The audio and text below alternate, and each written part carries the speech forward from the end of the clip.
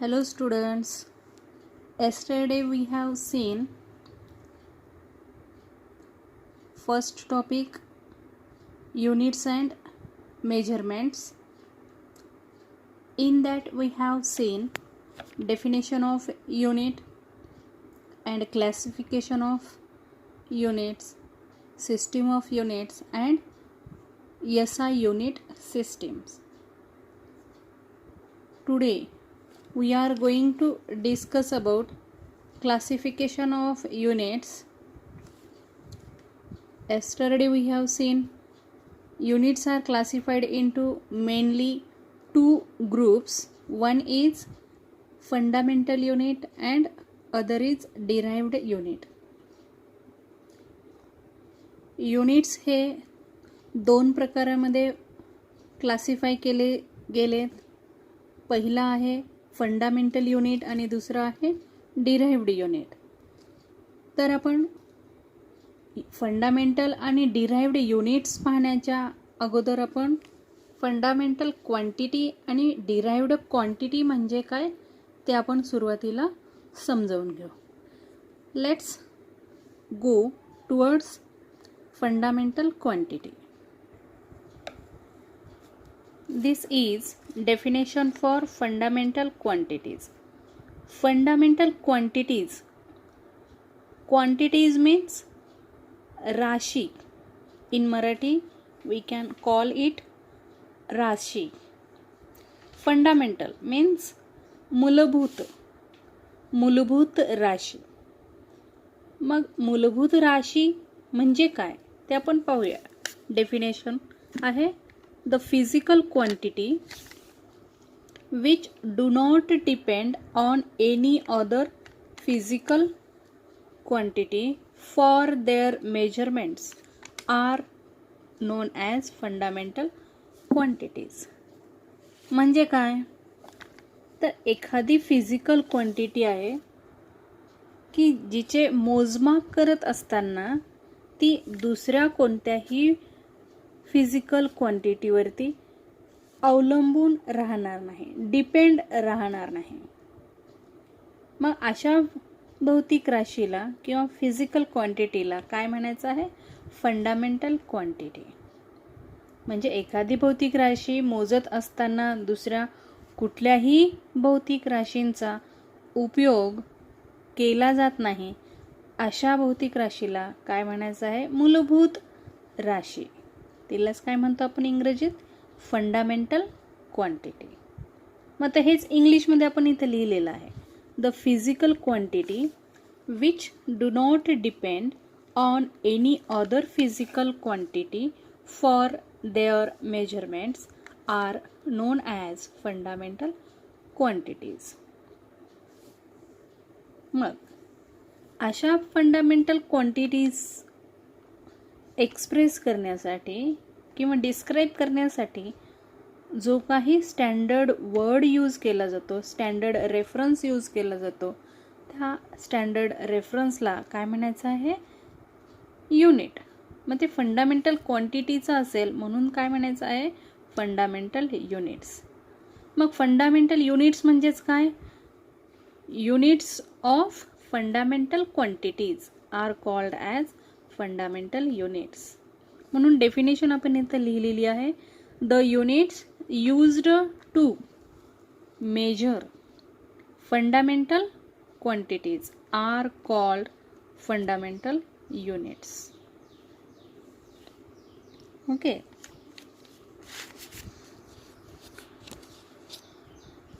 मग fundamental quantities हे limited आहेत म्हणून त्यांचे नंबर आहेत 7. Therefore fundamental units are 7 fundamental units only. So fundamental quantities are as follows. Fundamental quantities खालीलप्रमाणे आहेत. तर सिरियली आपण इथे लिहिलेले आहेत 1 to 7. पहिली फंडामेंटल क्वांटिटी आहे लेंथ, दुसरी मास, तिसरी time, temperature, electric current, luminous intensity, amount of substance. मग हे 7 फंडामेंटल क्वांटिटीज आहेत की ज्यांचं मेजरमेंट करत असताना आपल्याला दुसऱ्या कुठल्याही फिजिकल क्वांटिटीचा उपयोग करावा लागत नाही, म्हणून यांना काय म्हणायचं आहे, फंडामेंटल क्वांटिटीज. मग आता ह्या ज्या क्वांटिटीज आहेत त्या मेजरमेंट करण्यासाठी आपण एक रेफरन्स स्टँडर्ड यूज करतो.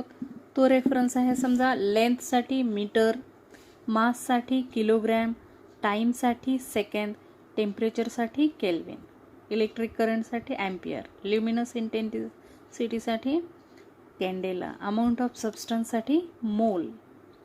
मग हे जे फुल नेम लिहिलेले आहेत आपण त्यांनाच आपण सोयीस्कर होण्यासाठी आपण शॉर्टमध्ये सिम्बॉलिकली रिप्रेझेंट करतो. मग ते सिम्बॉल्स असे आहेत, मीटरसाठी स्मॉल एम, किलोग्रॅमसाठी स्मॉल केजी, सेकंडसाठी एस, केल्व्हिनसाठी कॅपिटल के, ॲम्पियरसाठी कॅपिटल ए, कॅन्डेलासाठी C D small in small letter, and mole म्हणजेच small M O L mall.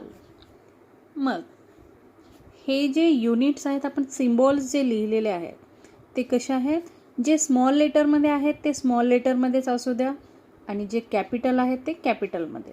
म्हणजे हे जे लिहित आहोत आपण त्यांच्यामध्ये कसलाही बदल करायचा नाही, जसे आहेत जसे दिसत आहेत तसेच लिहायचे आहेत. आणि आणखी एक महत्त्वाची सूचना की इथं आपण काय केलेलं आहे, एस आय युनिट हे त्यांचं फुल नेम लिहिलेलं आहे. त्याचं स्टार्टिंग बघा, स्टार्टिंग काय केलेली आहे आपण, स्टार्टिंग ही स्मॉल लेटरनी केलेली आहे. तर ती, नमस्कार विद्यार्थी मित्रांनो, शेवटच्या व्हिडिओमध्ये आपण फंडामेंटल क्वांटिटी पाहिली. आता आपण डिराइव्ड क्वांटिटी पाहणार आहोत. मग डिराइव्ड क्वांटिटी म्हणजे काय, तर डेफिनेशनमध्ये काय आहे, the physical quantity which depends on any other physical quantity for their measurements are known as derived quantities. म्हणजे काय, समजा एखादी फिजिकल क्वांटिटी म्हणजेच भौतिक राशी मोजमाप करत असताना ती दुसऱ्या एखाद्या फिजिकल क्वांटिटीवरती जर डिपेंड असेल तर आपल्याला त्या फिजिकल क्वांटिटीला डिराइव्ड क्वांटिटी असं म्हणता येईल. म्हणजे काय, तर एखादी भौतिक राशी मेजरमेंट करत आहात तर त्यावेळेस आपल्याला दुसऱ्या फिजिकल क्वांटिटीचा उपयोग करावा लागतो. अशा फिजिकल क्वांटिटीला डिराइव्ड फिजिकल क्वांटिटी म्हणता येईल. ठीक आहे. मग जे डिराइव्ड क्वांटिटीचं युनिट असेल ते त्या युनिटला काय म्हणता येईल आपल्याला, डिराइव्ड युनिट. म्हणून काय म्हणता येईल, the unit of derived quantities are called as derived units. किंवा आपल्याला असं डिफाईन करता येईल, derived units, the units used to measure derived quantity are called as derived units. जे युनिट्स डिराइव्ड क्वांटिटीचं मेजरमेंट करण्यासाठी यूज केलं जातं त्या युनिटला डिराइव्ड युनिट म्हणता येईल. मग ते डिराइव्ड युनिट डिपेंड कसं असेल एखाद्या फिजिकल क्वांटिटीवरती, तर त्याचं एक्झाम्पल इथं दिलेलं आहे. तर व्हिलॉसिटी घ्या. व्हिलॉसिटी म्हणजे गती. काय फॉर्म्युला आहे, डिस्प्लेसमेंट अपॉन टाईम. डिस्प्लेसमेंट म्हणजेच distance between any two points. Suppose A to B हे जे डिस्टन्स आहे ते कव्हर करण्यासाठी लागणारा वेळ म्हणजे डिस्टन्स डिवायडेड बाय टाईम. म्हणजे आपण व्हिलॉसिटी मेजरमेंट करत असताना काय करावं लागेल आपल्याला, त्या वस्तूने केलेलं डिस्प्लेसमेंट म्हणजेच कव्हर केलेलं डिस्टन्स आपल्याला मेजर करावं लागेल. आणि ते डिस्टन्स कव्हर करण्यासाठी लागणारा वेळ, टाईम आपल्याला मोजावा लागेल. म्हणजे आपण व्हेलॉसिटी फाइंड आउट करण्यासाठी, व्हेलॉसिटीचं मेजरमेंट करण्यासाठी आपण 2 वेगवेगळ्या फिजिकल क्वांटिटीजचा उपयोग केलेला आहे. एक तर डिस्टन्स, डिस्प्लेसमेंट म्हणजेच डिस्टन्स, आणि टाईम, ह्या 2 वेगवेगळ्या भौतिक राशींचा आपण उपयोग केलेला आहे. म्हणजे व्हेलॉसिटी ही या 2 फिजिकल क्वांटिटीजवरती डिपेंड आहे. म्हणून व्हेलॉसिटी काय झाली? Derived quantity. ओके. सिमिलरली दुसरं एक्झाम्पल, मोमेंटम. मोमेंटम ही एक भौतिक राशी आहे. तिचा फॉर्म्युला आहे मास इंटू व्हेलॉसिटी. म्हणजे मोमेंटम मेजर करण्यासाठी, एखाद्या वस्तूचं मोमेंटम मेजर करण्यासाठी तिचं मास आणि त्याची व्हेलॉसिटी ह्या 2 फिजिकल क्वांटिटी आपल्याला मेजर कराव्या लागतात, मोजाव्या लागतात. म्हणून मोमेंटम काय आहे? डिराइव्ड क्वांटिटी आहे. मग आपल्याला length, fundamental quantity, okay, fundamental quantity, length मोजत असताना काय करता तुम्ही? कुठली एखादी भौतिक राशी मोजता का? नाही. डायरेक्ट पट्टी घेणार किंवा स्केल घेणार आणि डायरेक्ट लेंथ मेजर करणार. म्हणजे आपल्याला कुठल्याही भौतिक राशींचा उपयोग करावा लागला नाही.